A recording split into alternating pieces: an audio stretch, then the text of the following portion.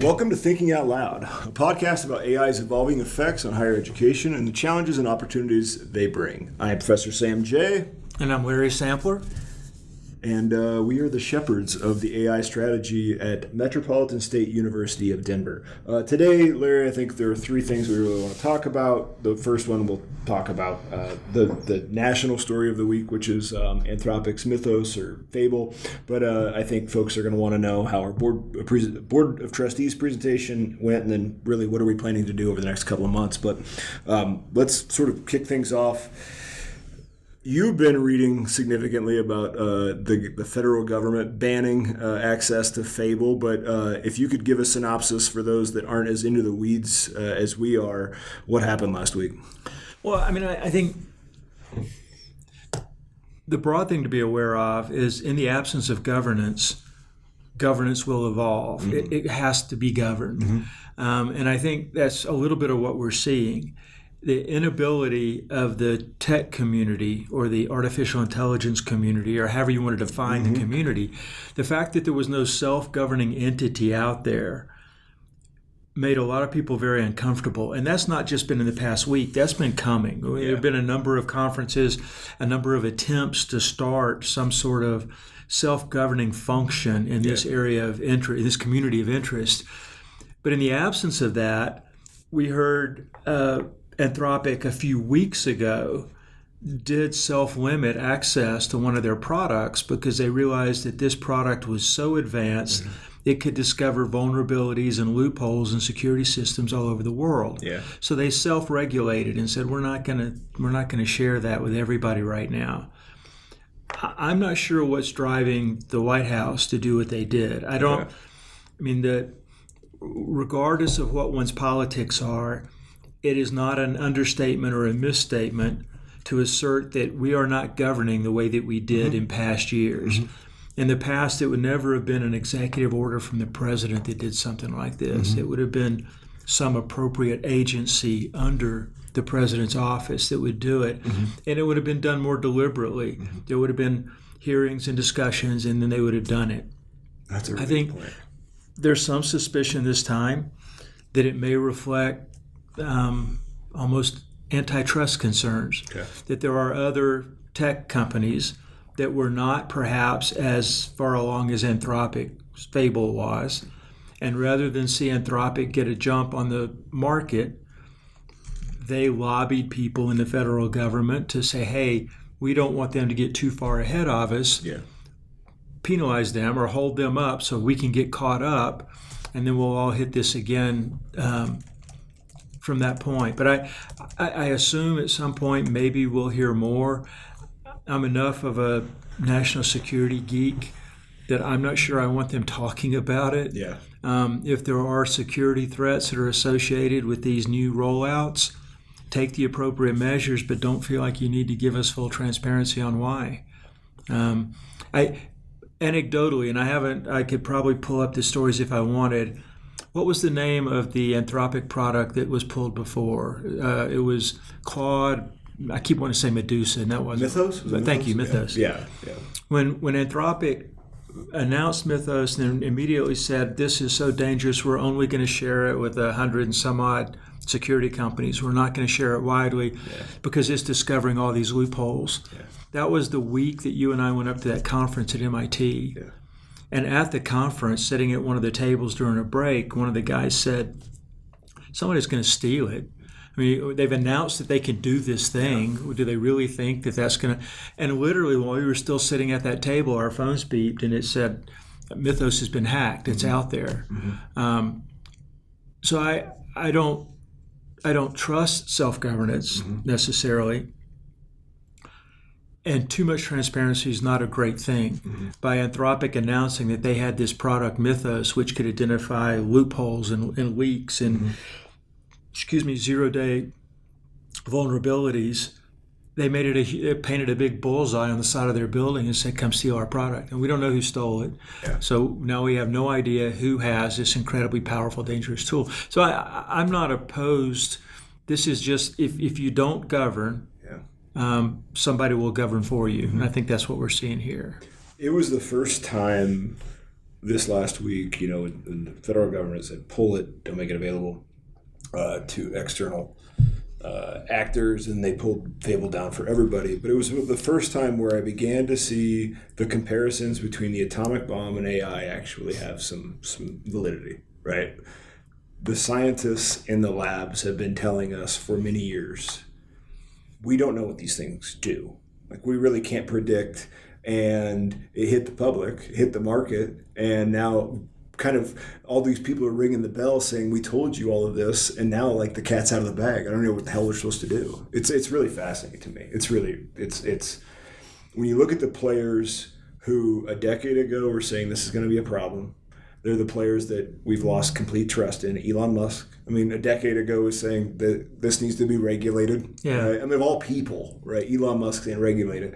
And it's almost like the advancement didn't happen fast enough or in a way that the public could fully understand until ChatGPT launched in November 2022, where we saw the real power of this. But it's just one of those, it's moment in history where the people who were in the labs were saying this could be a problem and nobody really listened. Right? Well, there's an analogy that I've used in this situation on AI of seeing the elephant. Mm-hmm. And I may go further back than this, but I just know it from the Civil War, that veterans of the bloodiest battles of the Civil War referred to it as seeing the elephant. Mm-hmm. And it was tied to a story of maybe 50 to 100 years before the war, where some entrepreneur had brought an elephant to a particular borough of New York. Mm-hmm. And there had never been elephants experienced in the United States before that. And so it got to be a question, have you been up to see the elephant yet? Yeah. Because until you actually see it, you don't appreciate how big it is or how the impact it has. Mm-hmm. And Civil War veterans were saying, until you've lived through an Appomattox or a Gettysburg or some incredibly brutal battle, mm-hmm. just hearing about it isn't the same. Right. And I think that's kind of what's happening here. People were talking about, and not unlike what Oppenheimer, the movie Oppenheimer said happened around the nuclear bomb. People thought they understood it. And the scientists, there's a scene where Matt Damon is the military general, and Oppenheimer's briefing him on what they're doing, and makes a comment about we have some concern that when we set this off, it will consume all the oxygen on the planet. And Matt Damon said, wait, what are you telling me? And so he got a glimpse of the elephant then. Yeah. But when they detonated the two bombs and destroyed entire metropolises with one device, I think that was kind of sensing or seeing the elephant. Yeah. I'm not sure that we've even yet had the, quote, seeing the elephant moment for artificial intelligence. Lots of people are beginning to sense kind of a, holy crap, this is really powerful stuff. Yeah.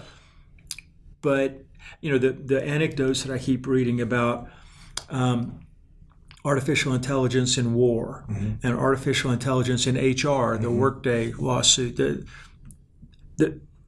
it's beginning to evolve. Like the image of the elephant is emerging from the mist, mm-hmm. and people are beginning to recognize it. Mm-hmm. But I'm not sure even now that people fully get it. But that seeing the elephant experience is what drives the appetite for governance. You can't just have something this powerful out there. Yeah. Somebody has to be in charge of it. I mean, is what we're. I got two follow-up questions. Is what we're seeing the lack of sort of consistency and collaboration across states and the federal government? I mean, is this because of the tech? Is it because of just the political climate of the country, where we're not seeing a more cohesive approach to governing this? I mean, this stuff is happening without very, very little oversight. Yeah. Very little oversight, and that's to me is like terrifying. I think it's almost a perfect storm of the things that you mentioned. I think if we had a different president and different political mindset in Washington, we could have approached this in a much more coherent, deliberate, thoughtful way. Yeah. But we don't have that. And so in Washington is fractured right now. Washington is largely dysfunctional. Mm-hmm. And you have a set of very wealthy tech bros who have very specific interests, and they have entree into the government. So they have influenced Washington to remain neglectful. Yeah. I'm trying to choose words that are not too offensive. Right. It's in their best interest that they not be regulated. Yeah. You have a state, Colorado, and I think California has some measures as well, which are trying to bring a little bit of order. But God help us if we have 50 different states and 50 different sets of regulations for how you have to use artificial intelligence. Yeah. I mean, it's hard enough keeping up with concealed carry permit restrictions in one state or another. Never mind something that's this complicated. So I think, and it's going to be hard to do this retroactively. Okay. Once people start building these architectures, and once people start adapting them in their businesses, for us to come back later and say, no, you can't use that one anymore, it's going to be too ingrained and too rooted. And we're only at the beginning. Like, what is? I had that exact thought. What if this were to go away tomorrow and I can't access it anymore? I have built so many of my individual workflows around these tools that I would immediately lose a lot of time. Yeah. I'd have to go back and, do things more manually. And I'm not I'm not saying like the critical thinking and the ideation, like the menial stuff, right? Sure. Those tasks. And if that were to go away, immediate value gone. We're just at the tip of this. If this were to happen a year, 2 years, 3 years from now, did they pull it off the shelf? I mean, I can't even imagine what would happen to individuals and business, right, that have built their new processes around this stuff. Well, there's almost an entire, in the military we used to call it red teaming, which is where you put together a group of smart people who know, like if you're red teaming an infantry operation, you get a bunch of infantry guys together and you have them play the enemy, attack it. Okay. And in graduate school we called it murder boards. I wrote my paper, I bought the beer, everybody sat at the table and tore my paper to shreds and to make it better. There's almost a kind of apocalyptic red teaming around technology in our lifestyle in general. Yeah. What would happen if the Chinese debilitated GPS satellites this afternoon? How many people would have to pull over on the interstate because literally they had no idea where they were going? Yeah. How many people still have paper maps in their cars for when the GPS fails? How would our business succeed if a massive attack on our internet wiped out emails, if emails were not possible for a period of time? I remember when USAID, my branch of the federal government, switched from Microsoft Outlook to Gmail. They spent a year preparing for it, a fair amount of money to do the changeover. It was still catastrophic, is too strong a word. It was a huge calamity to make this email swap.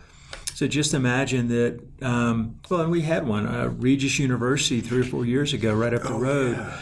They had a malware attack that demanded ransom, and they froze their student data accounts and they froze their email accounts. They had nothing. So it isn't just AI that's vulnerable.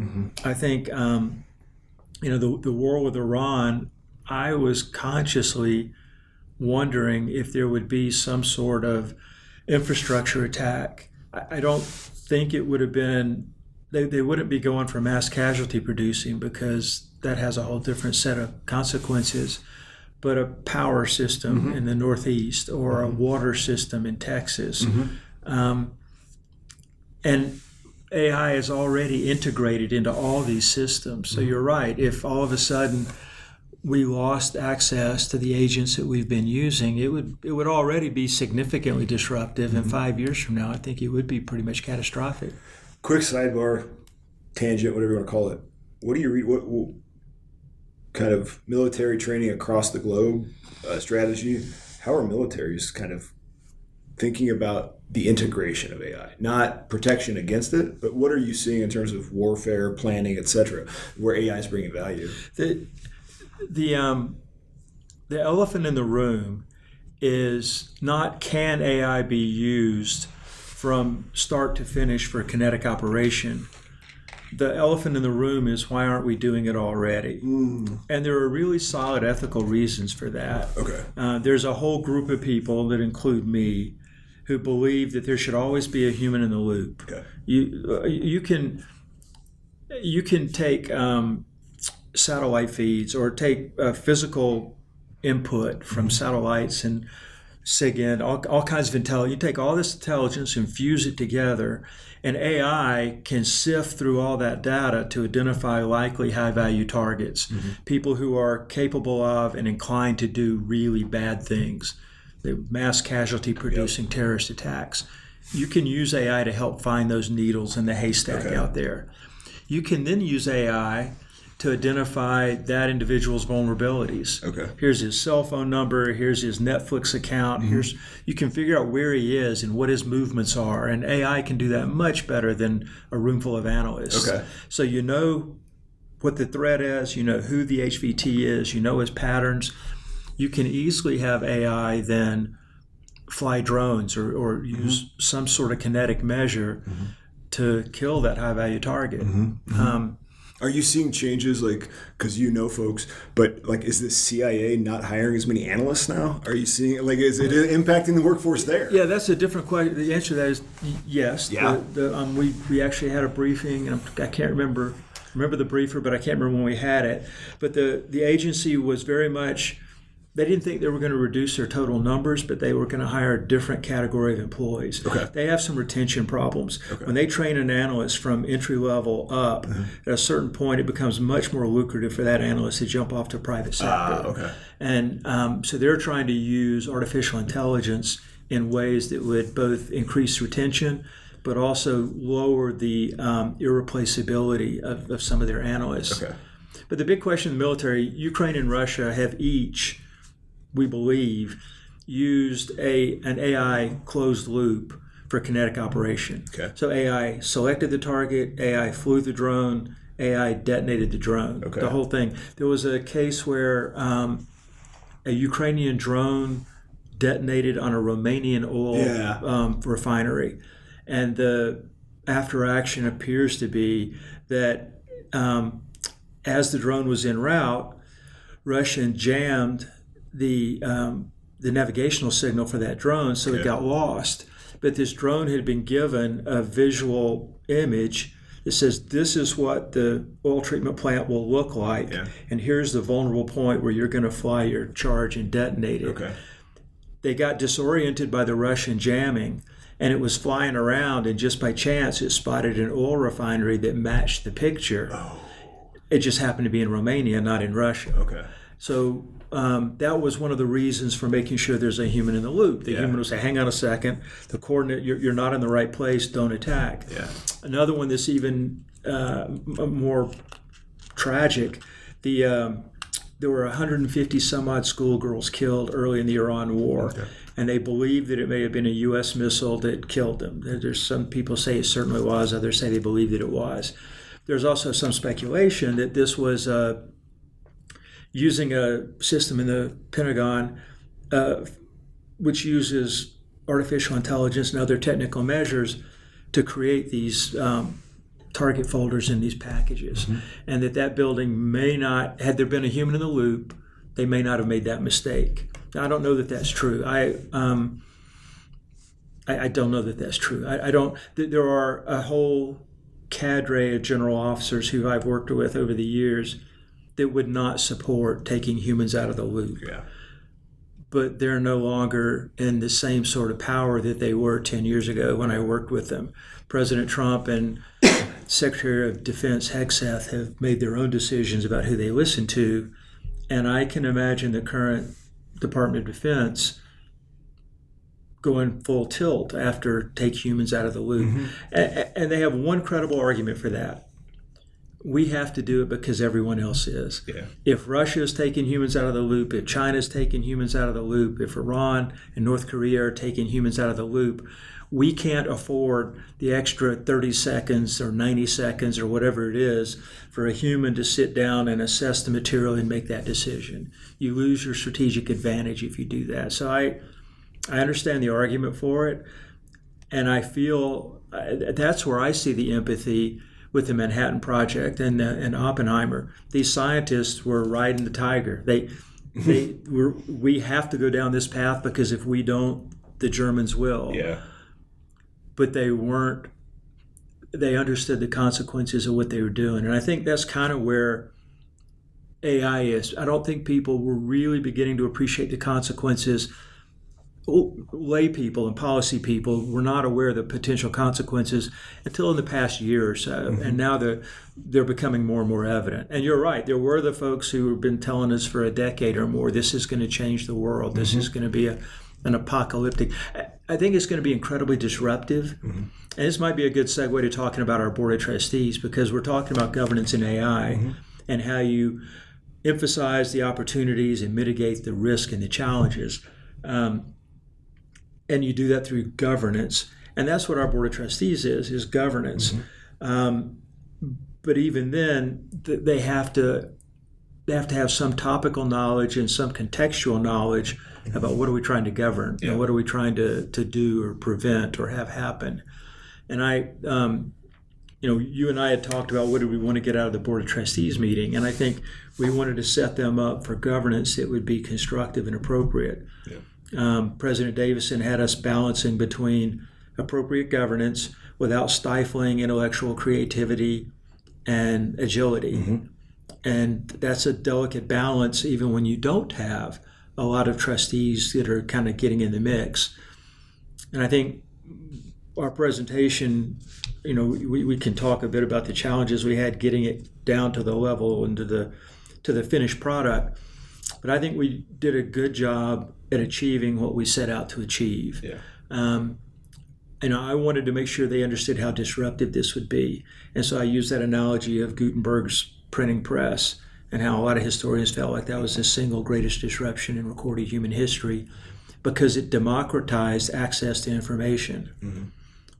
AI is going to be the next great disruption. Some people say even greater than Gutenberg's press, but for similar reasons, because it's democratizing access to these incredibly sophisticated tools.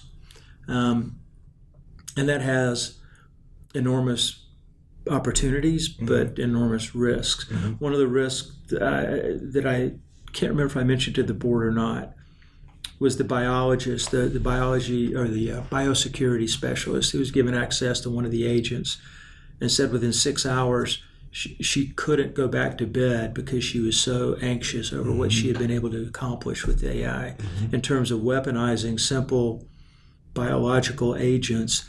The AI told her how to do it, how to weaponize it, how to optimize it, how to transport it, and how to disperse it. That's pretty horrifying. Let's dive into the board, but before I lose this train of thought, I just can't help but believe not only is sort of recentering education on the human-centric competencies the thing that we're going to have to do, because AI is going to automate so much of this stuff. Business is going to look to AI to automate all of this stuff. But I think that's almost the only competencies that we have to really evaluate what the hell is going to come. Like actually being able to make ethical and responsible decisions is going to become extremely important, is my point.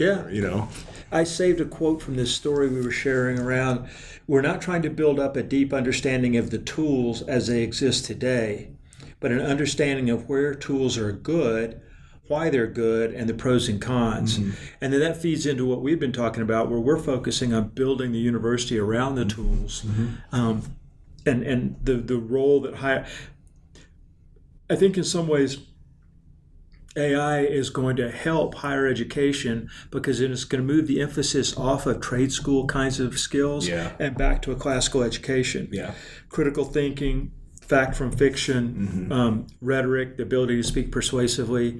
To argue, I keep coming back to reasonability and argumentation, like being able to actually have a productive argument with somebody rather than just shutting down, right? We're going to have to learn how to make decisions together and argue through that, and that is not necessarily something that we foster as much as we like to kind of pride ourselves in. And that's not MSU Denver, that's sort of higher education as a whole, right? You mentioned it, the kind of the focus on producing the product of a graduate, getting him a job and all of that.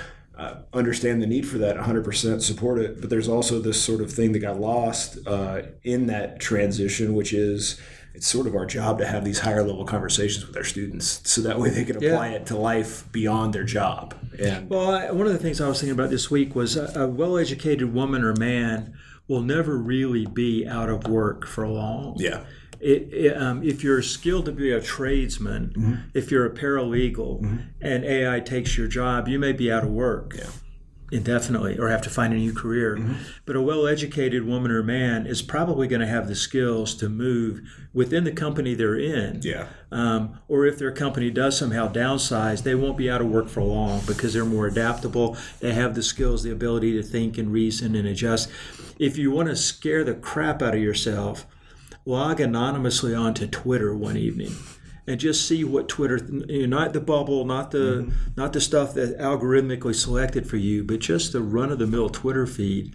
Those are not people that have critical thinking skills. It's not like AI is going to take this away from us. Right. We don't have it now.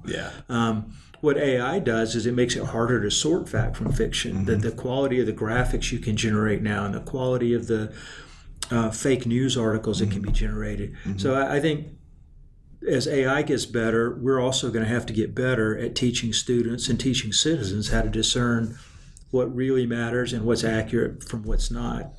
Now that the meeting is over, let's start from the beginning, which is, what do you think our ask was now that we're done? Our president has a very strong ability, skill at sort of guiding us towards the result that she wants without necessarily telling us exactly what she wants. What do you think the ask ended up being?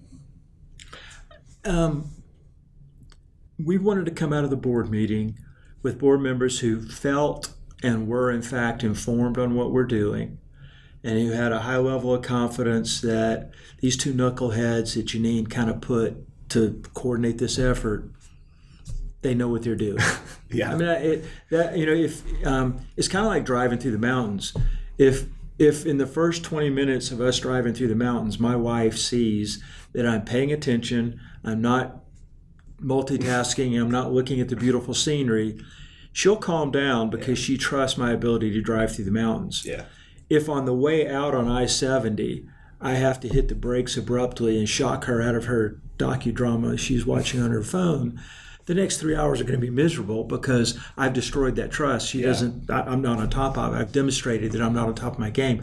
I think what we were trying to do in that board meeting was show them we were on top of our game. We have it. We have the resources of the faculty and the staff, and the MSU Denver leadership community is coming together around this question of AI responsiveness in ways that they can be proud of and reasonably confident that we're on it. And I think we pretty much were able to do that. The challenge was going to be with X number of board members. Some of them are very smart about AI. Some of them think they're very smart about AI. And a lot of them just really couldn't care less. And how you pitch one message to that an audience is that differentiated was a bit of a challenge. But I think the first draft that I had produced for the read-ahead for the board was 16 pages. And President Davis said, we're not doing that. That's too much. And she's right.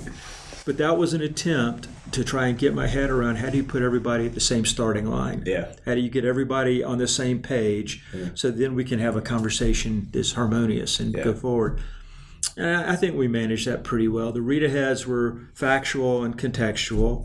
In the opening remarks, I took us from the Gutenberg press all the way down to a university level engagement, and I think that all worked pretty well to highlight the situation that we're in. And then when you brought in the slides that showed, and here's how we're dealing with it, I think that's when they all kind of calmed. And we didn't have more than 4 or 5 questions. It was a 30-minute presentation or 30-minute window for presentation and questions. And it wound up, I think, going 45 total. But there were no gotcha questions, and there were no questions that we really didn't have pretty straightforward, simple answers for. So.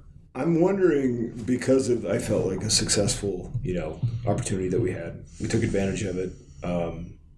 It worked. I'm wondering if where some organizations are missing the mark is they may be getting too technical in their AI sort of leadership. And what I mean by that is a lot of folks are saying CTO, CIO, CISO, you're now leading AI, right? When you do that, that perspective is so narrow and you're not seeing the larger sort of cultural and organizational components of this. And I think from day one, we kind of thought about things from a very holistic view because you have to consider people. I mean, this is just impacting everybody. It really is. And I think we conveyed that last week, which we're taking the complete picture of this. Yeah, I think higher ed is in a uniquely challenging position on AI because higher ed is so slow to change. Yeah. I mean, we still wear robes that were worn in the 1600s for commencement ceremonies. Yep. And that resistance to change is not always a bad thing. In fact, in higher ed, it may be a very good thing in a lot of ways. But with respect to AI, it's not helpful. So the challenge is how do you maximize the advantage you can take of these opportunities it's presenting when your governance structures are pretty sclerotic and pretty slow moving. Yeah. And I think one of the things that we've done that maybe some other universities haven't had the permission to do or haven't done for whatever reason is we focus more on guiding principles than on concrete policies. And that allowed the balance between appropriately governed, so we're not breaking any laws, we're behaving morally and ethically correctly, and yet still remaining intellectually and creatively agile. Guiding principles are anything you try to do with artificial intelligence on our campus should be to the benefit of our university, students, faculty, and staff. That's an easy principle. Right. As opposed to saying, if you want to do something with artificial intelligence, it has to go to this committee for approval, and then they have to sign off, and it goes to this body. We can't overly bureaucratize this because we'll miss the boat. Right. And I think that's being borne out in industry as well. Organizations, maybe tech organizations that are already very agile because they have to constantly be reacting to changing markets, they are experiencing an advantage in terms of being first adapters of artificial intelligence because they have a corporate culture that's intellectually creative and agile already. Yeah. Businesses like universities that are not already attuned to that kind of agility, I think are struggling. And I think that we're trying to kind of walk that razor's edge between remaining true to our university shared governance roots and mission, but at the same time be able to both identify and then react to the opportunities and challenges this AI is bringing to us. I think one of the things that we presented to the board, we went through our 3 pillars, talked about faculty readiness, student readiness, and operational innovation. But one of the things that I do think has benefited us last week was having Dr. Feng Jiang, who's the chair of computer science, come in that Thursday and talk about AI for All, which is a course that's coming out of that department. And it was the expert in AI saying, we're not going to take this extremely technical approach to educating our students on how to prompt engineer. That it's not that, right? It is how to use this responsibly. When do these tools make sense? When does it not? And having somebody with a PhD in that kind of opening things up for us, I think was sort of invaluable. She could have gotten into the weeds and she had to a little bit, but they were at least primed a little bit for us to come in and say, this is a holistic approach. We can't just teach prompt engineering because that may be totally obsolete in 6 months. You don't even know how to do that. And I think that is something that we should probably hang our hat on as a university a little bit more. We're not doing what Ohio State did. We're not doing, I'm not saying that's bad. We don't know yet, right? But we are taking this holistic approach in the sense that there's a basic level of fluency and understanding that all of our students should leave. We're going to leave with. We're going to offer them different opportunities to have that thing, but you don't need to go into the weeds unless you're a computer scientist and you want to be building stuff. Right. There's no point in doing that, but you should have that fluency because it's going to be everywhere. Yeah, no, I think, I'm going back to Reshuffle, the book by Chowdhury that we've used, focusing on giving our students skills that will be resilient regardless of what comes down the pipe is key. I'm thinking about sales. There was a brief period of time when I was a much younger man where I had a sales job. You sold stuff? Not very well. But I did go through all the training. Okay. And at one point it dawned on me that the skills that make a competent salesperson, a great salesperson, it doesn't matter if you're selling cars or brushes or encyclopedias. It's can you walk into a room and look somebody in the eye? Can you Do you have the emotional intelligence to sense what matters to them and how they like to express themselves? Those aren't going away. AI, you can't have Gemini sitting on your shoulder when you walk into your boss's office to ask for a raise. You've got to be able to do that on your own. So I think AI in some ways is going to help higher education identify and return to and double down on its roots, the roots of a classical education as opposed to trade school, which is, this is how you do critical thinking. This is what ethical behavior looks like. And I think that's a really good and exciting opportunity if you strike that balance correctly between appropriate governance and preserving the intellectual agility that faculty need to do that. Yeah. As we think about what it means to graduate AI-ready students, we're still thinking on this, and I love the fact that President Davidson hasn't said, "Give me a definition now," right? We have, because it's changing, it's evolving, and what are the things that we can be teaching that are going to be invaluable no matter what happens? And one of the things that came to mind in sort of concrete ways was, we don't want a student who leaves our campus with their degree and goes to a business and says, I know exactly what product to buy to solve that problem, right? We want a student that says, actually, we need to redesign a workflow or redesign that job position, because that is what changes. It's not the tech as much as it's everything else around the tech that we want them to leave with the skill set, the knowledge, the perspective to kind of make significant changes. Well, our university is going through our second Workday implementation. We bought Workday as our enterprise resource planning tool, and then we bought Workday a couple years later as our student information system tool. And the enterprise management tool, we learned a lot. And the biggest lesson that I think we learned was that the technology is a disruptor, but the nature of the disruption doesn't have as much to do with the technology as it does with all the business practices that you have to redo to put into that technology. There was a lot of wailing and gnashing of teeth around Workday 1. And I was the vice president at the time responsible for it. And my failure was a failure to appreciate how important change management would be. There were 100 units of pain associated with that Workday implementation. I literally think 80 of those points were pain that was not associated with Workday. It was triggered by Workday, or Workday was the forcing function. But the pain was, wait a minute, you're telling me I have to change how I process an invoice? You're telling me how I have to change how I promote an employee? It was the changes in the business processes that were being forced by the technology. I think we're going to have the same thing in spades here. People are going to experience a lot of discomfort, a lot of disruption, and some outright pain, and they're going to blame it on the AI. And it's not the AI. It's the fact that now AI can do this better and faster.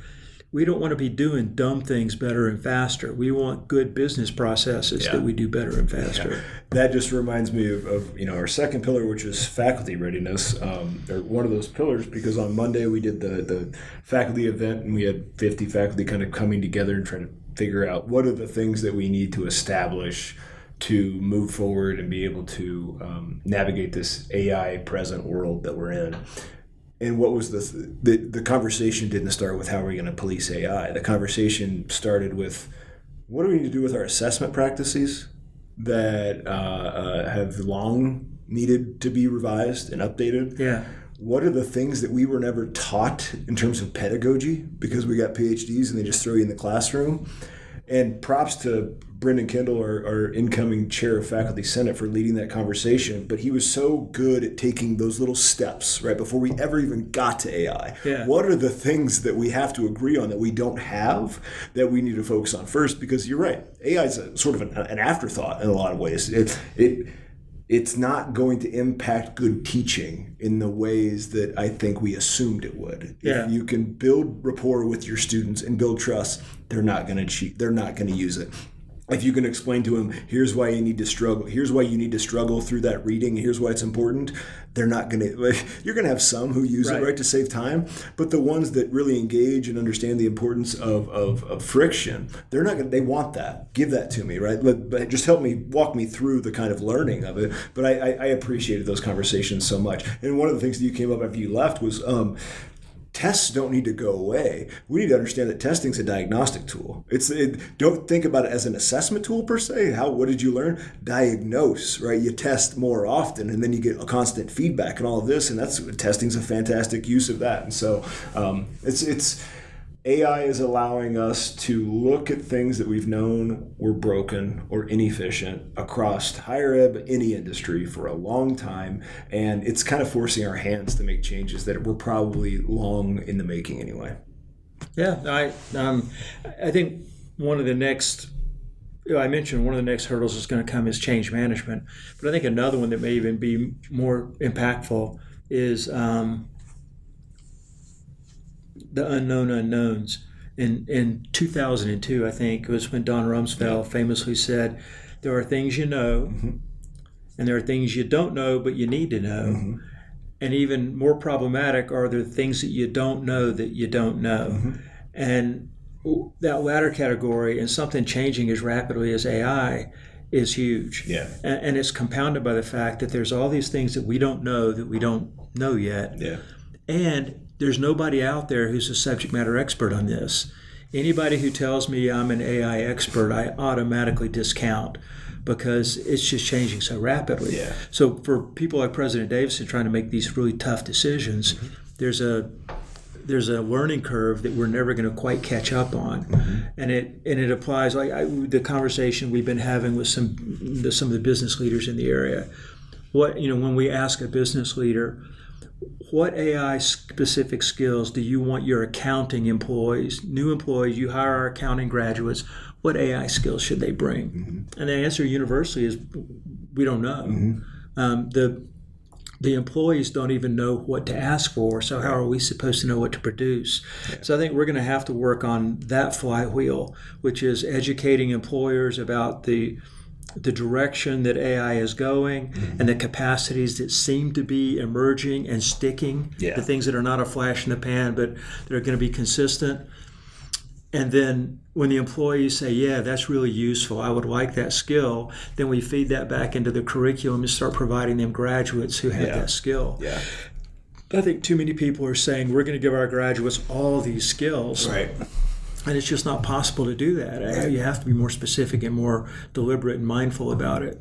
I was wondering, too, if the sort of AI at lunch things that we're doing for faculty and staff, folks, every Wednesday we have 30 minutes and it's a use case and we demonstrate how to use AI to do X, Y, and Z.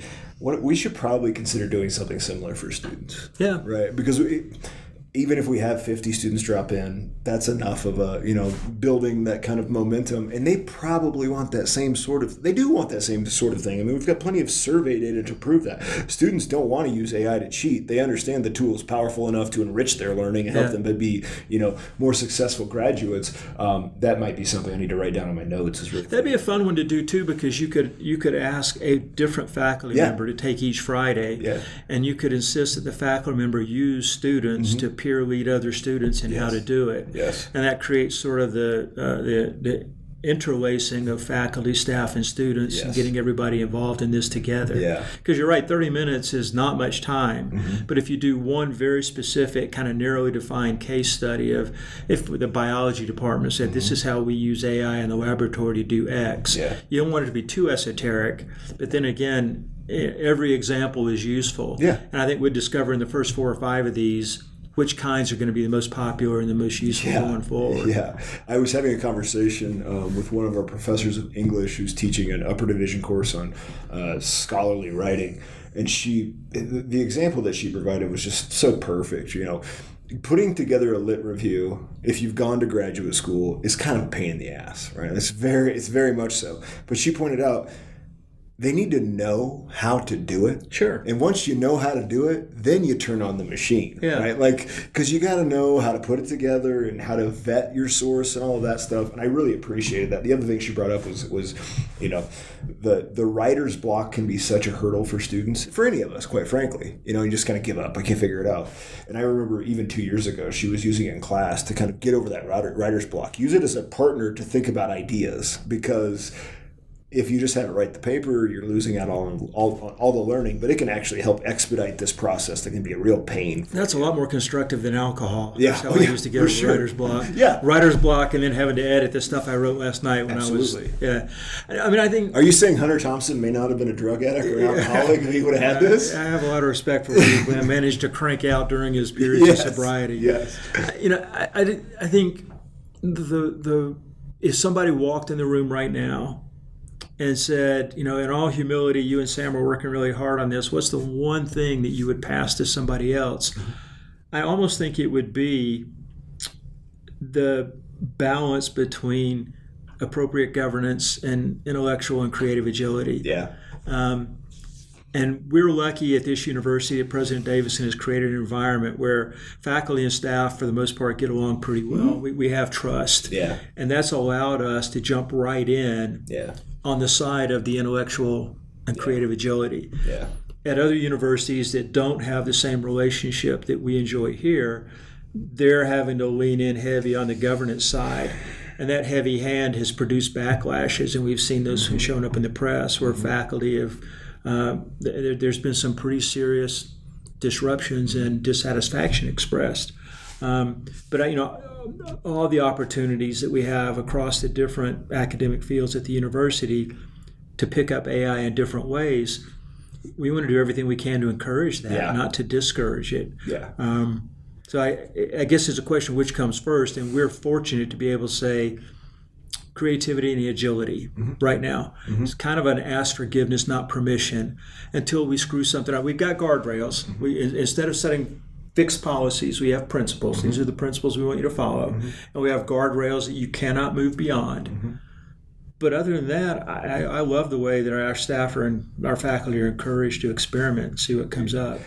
As you were saying that, it made me think, we're trying to share value and, hopefully provide some insight to folks that are trying to do this on their own campus or their own organization. So I don't want to say you can't do what we're doing, but there is something in our DNA here that is, there's a lot of grit, and that sounds hackneyed and overused, but there's a relationality on this campus where everybody knows everybody. And we're big. We're a big camp. We got a lot of students, but it's a very small feeling in the best way possible, right? You know what staff member to go to if you've got a question, even if you're a faculty member. I was thinking about Amanda Berry today. If I've got a problem that I need, question about my benefits, I'm going to go to this person I've known for 15 years because I know she's going to have an answer for me. Yeah. And sometimes that can be a pain, right? Because you got to know these people and all of that stuff. But I think it makes us pretty special because the sort of pushback I think a lot of places are having across the country when it comes to the kind of thing we're doing, we're just not experiencing it much. I mean, Mona said that thing at the end of the board meeting that I think shocked both of us. When our faculty trustees telling the board, trust these two and let them fail occasionally, right? Like that, we couldn't have asked for anything better than that. Yeah. I mean, it'll be curious to see when the faculty are all back in fall semester and everybody's back on campus. And we've made some headway over the course of the summer to see how it's received. Yeah. I mean, in any community, there's always going to be outliers who are not going to be happy. Right. And, President Davison got one letter from a faculty member that was very well written and made the case for forbidding artificial intelligence on campus at all because of the environmental impact of data centers. It's not feasible for us to do that. We can't stop AI. But that doesn't mean, and in fact, what I took from that letter was we needed to create a space in our steering committee, not just for an environmental scientist, but we have a water program on campus and we need a water scientist here. And we have philosophy professors who are ethicists and we need to have an ethical perspective. So I think you're right. For a lot of good reasons, this university is not experiencing the pushback yet that others are. And hopefully this goes back to being fast adapters. we're not waiting for the governance structures to catch up Right. to make decisions. We're involving the community, and we're making decisions now so that hopefully we don't get into a bind Yeah. where we're telling people what they have to do as opposed to encouraging them in the direction we need them to go. Yeah, that was a sort of interesting moment earlier this spring where I don't remember where we were or what we were doing, but kind of realizing there's nobody to follow. Right? There's not like a governance structure we could just take and apply it to what we're doing. That it didn't exist. But we also couldn't sit on our hands any longer. Right. And I think the board appreciated that, quite frankly. And somebody said this the other day. I'm translating it in our language. We're taking a bite of the elephant. You have to start somewhere. Because if you step back and you look at everything and all the impacts and all the influences and all of the changes, it's overwhelming. It is 100% overwhelming, but you got to start somewhere. Well, that's one of those sayings I came back from the military with. How does a rat eat an elephant?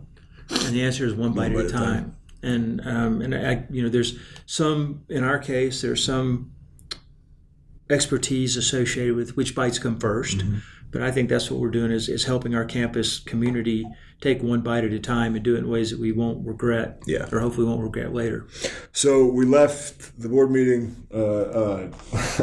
One of our barometers was is President Davidson asking us follow-up questions that are basically clarify what you said, and we didn't get any of that. Right? Yeah. But I think we came away feeling like we've got the buy-in or the trust of our board, and we've got the trust of our president, our senior leadership. But now is sort of where the work is done. So what are we doing between now and September 1st? What are our action items? Well, President Davidson's guidance memo gave us very clear intellectual buckets, student preparation, faculty empowerment, and operational effectiveness. And she even gave us some specific tasks in each one that she calls the alligator closest to the boat. Mm-hmm. So I think between now and when she comes back off of her brief leave, we need to show progress in each of those three buckets, and we need to have either knocked out or shown clear progress towards completing each of the specific tasks. Yep. And then we've got some opportunities in that special projects category that I think we've made her aware of, and we need to show some movement on those. Partnerships with the business community is one. Partnerships with the city leadership here in Denver is another. Mm-hmm. Summer is a great opportunity to move things forward administratively because the university administrators are all here. Yep. And our student load is minimal, so we're not as burdened as we are during the full year. Yeah. Fall semester, when everybody gets back, we need to have kind of the places at the table set. So as people show up, they sit down and they can take off from the starting point we've given them and prepared for them. Yeah. One of the things I was going to get a little bit more granular on it is the sort of academic integrity question, which is really central to what's happening in the classroom and concerns about AI. I think we sort of realized the pedagogical upskilling is not something you can do overnight. That's a 2-semester project, right? Workshops and communities of practice, and how did you change your assessment, that sort of stuff. But telling folks we'll do this over 2 semesters and it'll be okay, that's not going to quell the concerns. And so what we're doing is looking at proctoring tools for our online exams, but also our in-person exams, and lockdown browsers. Right now, these are things that I don't want to use. I don't necessarily believe in them. I think our assessment issues across higher ed they require more robust solutions. But we're having the conversation with faculty saying, well, this is your tool now, but just know a year from now, we want to get you to a place where you don't need that. Right? You feel totally comfortable. Academic integrity is protected, but for now, right, this eases a little of that anxiety, but just there's other stuff that's going to be a little bit longer to burn. When there's a hole in the boat, you may have to put your hand in the hole for the moment. Yeah. That's not a long-term solution. No. And right now, we just want to stop the leak. Yes. Until we can get the long-term solution in place. Yeah, I think that's perfectly sensible. And I think, we haven't said it overtly, but we are doing it, which is communication, right? And I think it's not just coming from our marketing communications department. I think you and I talking to people, you in particular discussing things with senior leadership, giving them the confidence to sort of trust us, me going out there talking to faculty and chairs and deans and giving them the confidence. I do think if we're to think about what we need to do starting in fall, it's how do we communicate this better to students, quite frankly, because as much as we're helping our faculty and our staff and our leaders feel more confident, I think we need to probably turn some attention to our students, right, to kind of give them guidance. And maybe the Friday lunches with students is a vehicle to do that. Yeah. And there can be, in addition to a practical application, there can be a little bit of a conversation about the context and the governance. President Davison has her welcome back remarks that she'll give, and the students who care follow those. I think students have limited bandwidth, and our students in particular have full-time jobs and families, and then a full load. So expecting them to pay a lot of attention to something that's not immediately relevant in their lives might be a bit too ambitious. But we can certainly put the information out there so they can find it easily when they're ready. Absolutely. And then as it starts popping up more and more in the curriculum, they're going to realize that this is something that's not off in the future, but it's upon us now. Right. I think it's an opportunity to bring in, you're 100% right. Sometimes students are busy, they've got lives, they may not want to be engaged in these conversations. However, it is an opportunity to kind of actually make an earnest effort to make the student stakeholder something that is central to decision making, right? The students are the things that we think of as an afterthought, faculty, staff alike, right? But this is very much an opportunity to say, even if you're not in student government, we want to hear from you. Come on in here. Like, we need to know what you need to know. And I think Matt Jenkins, our chair of art, brought this up on Monday, which was we should be doing that. We need to do the same thing we did with faculty on Monday with students. Bring you in for a day. Let's figure it out. And I really like that idea because, I don't know, just enrich. I mean, they become our spokespeople, right? When they leave here and they say, I had this amazing opportunity to help the university figure out where they're going with AI. And I think that's a really cool opportunity. Well, to paraphrase an old euphemism, again, military, better to have people inside the tent throwing rocks out than outside the tent throwing rocks in. Yeah. And every time you take an opportunity to include somebody and make them feel like they have a sense of ownership, we have some 14,000 students. We can't do this for all of them, but the ones who self-select and say, hey, I'd like to participate, I think you're right. We owe it to them to try and give them that opportunity.